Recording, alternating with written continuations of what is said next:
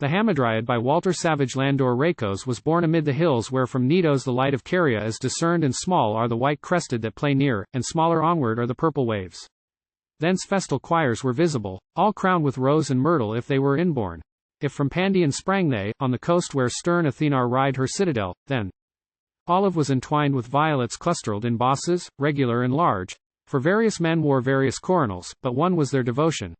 Eld was to her whose laws all follow, her whose smile withdraws the sword from Ares, thunderbolt from Zeus, and whom in his chill caves the mutable of mind, Poseidon, the sea king, reveres, and whom his brother, stubborn hath prayĺd to.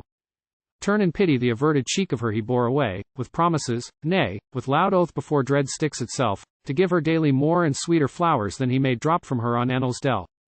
Rhaicos was looking from his father's door at the long trains that hastened to the town from all the valleys, like bright rivulets gurgling with gladness, wave outrunning wave, and thought it hard he might not also go and offer up one prayer, and press one hand, he knew not whose. The father called him in and said, Son Rhaicos, those are idle games, long enough I have lived to find them so. And ere he ended, sighed, as old men do always, to think how idle such games are. I have not yet, thought Rhaicos in his heart, and wanted proof. Suppose thou go, and help Etchion at the hill, to bark yon oak and lop its branches off, before we delve about the trunk and ply the root with axe. This we may do in winter. Rhaicos went, for thence he could see farther, and see more of those who hurried to the city gate. Etchion he found there, with naked arms swart herald, strong sinewed, and his eyes intent upon the place where first the axe should fall. He held it upright. There are bees about, or wasps, or hornets, said the cautious eld, look sharp, O son of Thelinos. The youth inclined his ear, afar, and warily, and caverned in his hand. He heard a buzz at first, and then the sound grew soft and clear, and then divided into what seemed tune, and there were words upon it, plaintive words. He turned, and said, Etchion, do not strike that tree, it must be hollow, for some god speaks from within. Come thyself near. Again both turned toward it, and behold, there sat upon the moss below, with her two palms pressing it, on each side, a maid in form. Downcast were her long eyelashes, and pale her cheek, but never mountain ash displayed berries of color like her lips so pure, nor were the anemones about her hair soft, smooth, and wavering like the face beneath. What dost thou here? Etchion, half afraid, half angry, cried. She lifted up her eyes, but nothing spake she. Rhaicos drew one step backward, for fear came likewise over him, but not such fear. He panted, gasped, drew in his breath, and would have turned it into words, but could not into one. Oh, send away that sad old man, said she. The old man went without a warning from his master's son, glad to escape, for sorely he now feared in the axe shone behind him in their eyes. Hamad, and wouldst thou too shed the most innocent of blood? No vow demands it, no god wills the oak to bleed. Rhaicos, who art thou? Whence? Why here? And whither wouldst thou go? Among the raisĺd in white or saffron, or the hue that most resembles dawn or the clear sky, is none arrayed as thou art. What so beautiful is that grey robe which clings about thee close, like moss to stones adhering, leaves to trees, yet lets thy bosom rise and fall in turn, as, tousled by zephyrs, fall and rise the boughs of graceful platen by the riverside. Hamad, lovest thou well thy father's house? Rhaicos, indeed I love it, well I love it, yet would leave for thine, where'er it be, my father's house, with all the marks upon the door, that show my growth at every birthday since the third, and all the charms, o'erpowering evil eyes, my mother nailed for me against my bed, and the Sidonian bow, which thou shalt see, won in my race. Last spring from Uticos. Hamad, bethink thee what it is to leave a home thou never yet hast left, one night, one day. Rhaicos, no, eld is not hard to leave it. Eld is not hard to leave, O maiden, that paternal home if there be one on earth whom we may love first, last, forever. One who says that she will love forever too. To say which word, only to say it, surely is enough. It shows such kindness, if eld were possible we at the moment think she would indeed. Hamad, who taught thee all this folly at thy age? Rhaicos, I have seen lovers and have learned to love. Hamad, but wilt thou spare the tree? Rhaicos, my father wants the bark. The tree may hold its place a while. Hamad, a while? Thy father numbers then my days? Rhaicos, are there no others where the moss beneath is quite as tufty? Who would send thee forth or ask thee why thou tarriest? Is thy flock anywhere near? Hamad, I have no flock. I kill nothing that breathes, that stirs, that feels the air, the sun, the dew. Why should the beautiful, and thou art beautiful, disturb the source whence springs all beauty? Hast thou never heard of Hamadryads? Rhaicos, heard of them I have. Tell me some tale about them. May I sit beside thy feet? Art thou not tired? The herbs are very soft. I will not come too nigh. Do but sit there, nor tremble so, nor doubt. Stay an instant. Let me first explore if any acorn of last year be left within it. Thy thin robe too ill protects thy dainty limbs against the harm one small acorn may do. Here else none. Another day trust me, till then let me sit opposite. Hammad, I seat me. Be thou seated, and content. Rhaicos. O sight for gods! Ye men below, adore the Aphrodite. Is she there below? Or sits she here before me? As she sat before the shepherd on those heights that shade the Hellespont, and brought his kindred woe. Hammad, reverence the higher powers, nor deem amiss of her who pleads to thee, and would repay, ask not how much, but very much. Rise not. No, Rhaicos, no. Without the nuptial vow love is unholy. Swear to me that none of mortal maids shall ever taste thy kiss, then take thou mine, then take it, not before. Rhaicos. Hearken, all gods above. O Aphrodite, O hair, let my vow be ratified. But wilt thou come into my father's house? Hammad. Nay, and of mine I cannot give thee part. Rhaicos. Where is it? Hammad. In this oak. Rhaicos. Aye. Now begins the tale of Hamadryad, tell it through. Hammad. Pray of thy father never to cut down my tree, and promise him, as well thou mayest, that every year he shall receive from me more honey than will buy him 9 fat sheep, more wax than he will burn to all the gods. Why fallest thou upon thy face? Some thorn may scratch it, rash young man. Rise up. For shame. Rhaicos. For shame I cannot rise. Oh pity me. I dare not sue for love, but do not hate. Let me once more behold thee, not once more, but many days. Let me love on, unlevelled.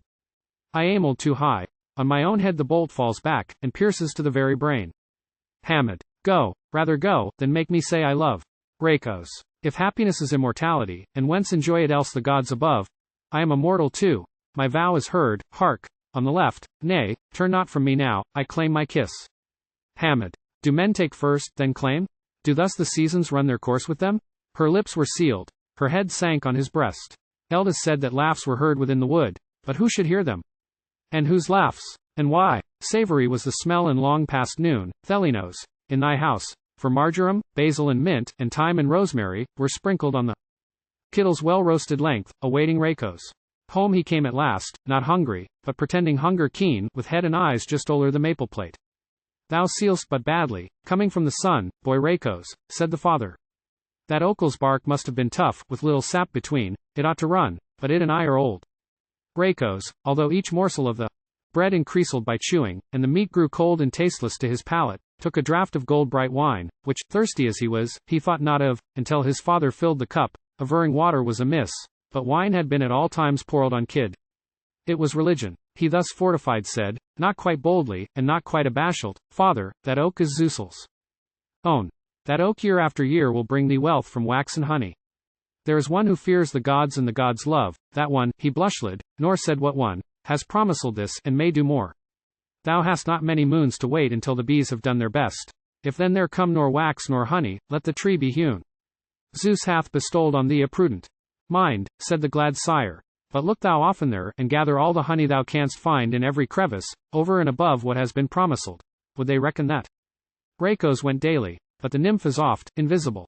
To play at love, she knew, stopping its breathings when it breathes most soft, is sweeter than to play on any pipe. She played on his, she fed upon his sighs. They pleased her when they gently waved her hair, cooling the pulses of her purple veins, and when her absence brought them out, they pleased. Even among the fondest of them all, what mortal or immortal maid is more content with giving happiness than pain? One day he was returning from the wood despondently. She pitied him, and said, come back, and twinned her fingers in the ham above his shoulder. Then she led his steps to a cool rill that ran o'er level sand through lentisk and through oleander.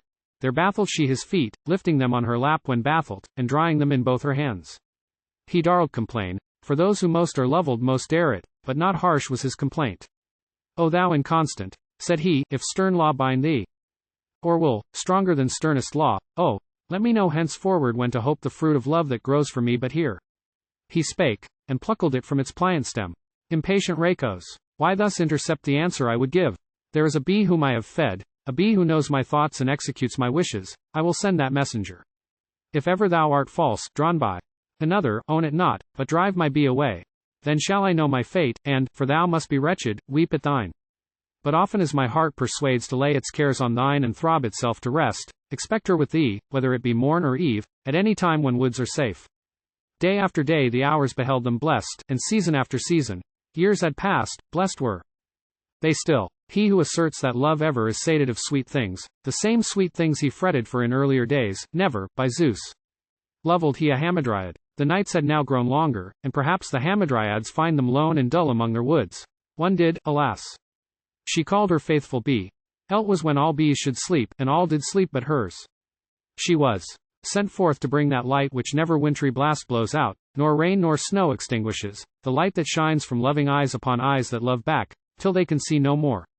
Rhaicos was sitting at his father's hearth. Between them stood the table, not o'erspread with fruits which autumn now profusely bore, nor anise cakes, nor odorous wine, but there the draught board was expanded, at which game triumphant sat old Thelinos. The son was puzzled, vexed, discomfited, distraught. A buzz was at his ear. Up went his hand and it was heard no longer. The poor bee returned, but not until the morn shone bright, and found the Hamadryad with her head upon her aching wrist, and shouldered one wing half broken off, the other's meshes marled, and there were bruises which no eye could see saving a Hamadryad's. At this sight down fell the languid brow, both hands fell down, a shriek was carried to the ancient hall of Thelinos. He heard it not. His son heard it, and ran forthwith into the wood. No bark was on the tree, no leaf was green, the trunk was riven through. From that day forth nor word nor whisper soothed his ear, nor sound even of insect wing, but loud laments the woodman and the shepherds one long year heard day and night, for Rhaicos would not quit the solitary place, but moaned and died. Hence milk and honey wonder not, O guest, to find set duly on the hollow stone.